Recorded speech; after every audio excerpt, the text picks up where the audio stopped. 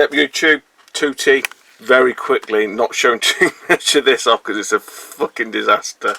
But yeah, Vectrex, I've managed to fit a buzz off and also a stereo mod. Yeah, I need my eyes testing. My soldering's terrible. It was never the best anyway. But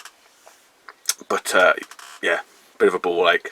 But we got there in the end. There's a lot of swearing, a lot of effing and jeffing.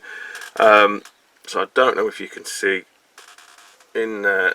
There's your stereo mod. Again, my eyesight was terrible. I couldn't see the resistor this meant to attach to. I don't know if you can see it just down there.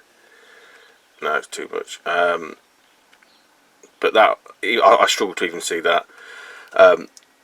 Plenty of hot glue there. What I did use, and thanks to both Victor Marland and Nez for Life, Phil supplied that stereo mod there.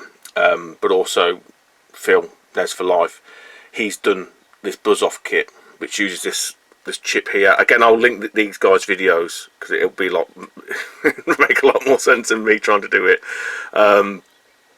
But yeah, it's if you're not, they make out it's really easy, and it probably is for people like that. It's been years since I did any kind of soldering, so I've kind of like fudged a little bit of it here. You can see the 5 volt, which works. I did try to reuse the pin heads, but that didn't seem to work. I don't know. I'm thinking that the actual pin head on the board is defunct. I don't know why. Maybe it's some sort of routing. But yeah, so what I did, I copied Phil's lead, and this is a length of coax, so it's quite well shielded. So I used the internal piece of copper as the signal, and then the outer braid as the ground. It works fine, you know. I mean, you still get. I mean, it's like 85% reduction, which is more. It's, you know, fucking more than enough for me. I'm half deaf anyway. Half deaf and going fucking blind. I did end up snipping these off here, the speaker, the built-in speaker. There was one chap who sort of said you can put sort of like, I suppose, paper clips into it. I did try that, but I wasn't getting it. Just didn't seem right. I don't know why. Maybe the thickness of the paper clip wasn't enough. I don't know. But I thought, you know what, screw this, because I was struggling to get everything to work. The stereo mod worked fine straight away once I got all that in, because it is literally clipping that in.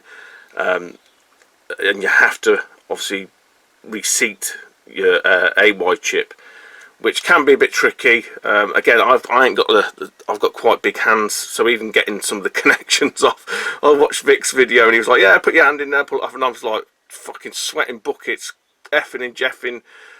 I think my fingers on my hands are just too big to get in there, so I ended up using like sort of jeweler's screwdrivers and that, just to sort of try and pop them up. I've got there in the end anyway. That's the long and short of it. But yeah, it's the stereo mod doable. The buzz off, yeah, it's a little bit more. It's not as straightforward as I mean, if you could reuse these pin heads, these pin outs, would be great. I end up soldering to the bottom as well because, again, my solder isn't great.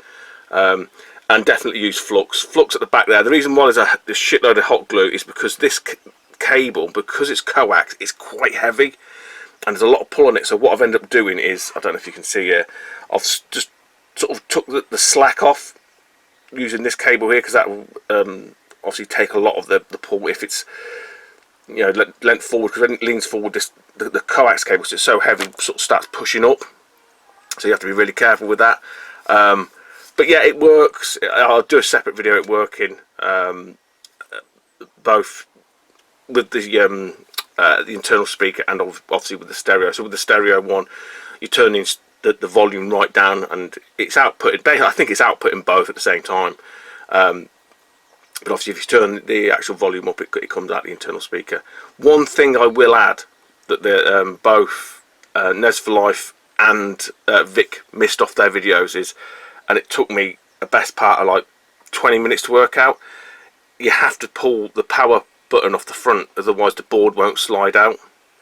And it stumped me for the longest time. I was like, why? And I was looking for another screw, but it's the button at the front. You have to, and it's I found it on Atari Age. Basically, you kind of have to use a bit of force, and it's on a potometer, so it just kind of slides off. It feels like you're going to break it, but as long as you pull it straight up, don't sort of try and twist it or angle it, pull it straight up, and it will come off, and then the board slides out, and then you can get access to it.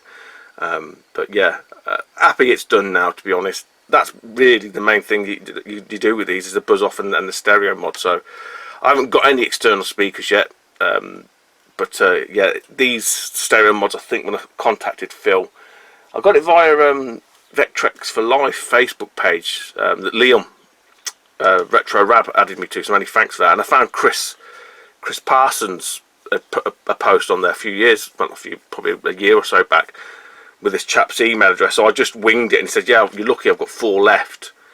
So I just jumped on it, like 22 quid. I thought, yeah, let's have it. And this little pot here, the little amp, sorry, again, if you watch Vic's and Phil's Nest for Life video, they say they were £1. They've gone up now, they're about £2. But yeah, I think coax is the way to go, because I was pissing about with wires as well for the longest time, and I ended up just defaulting back to this. So yeah, a lot of screaming, a lot of shouting, a lot of lessons learned, but happy it's done. Okay, cheers YouTube.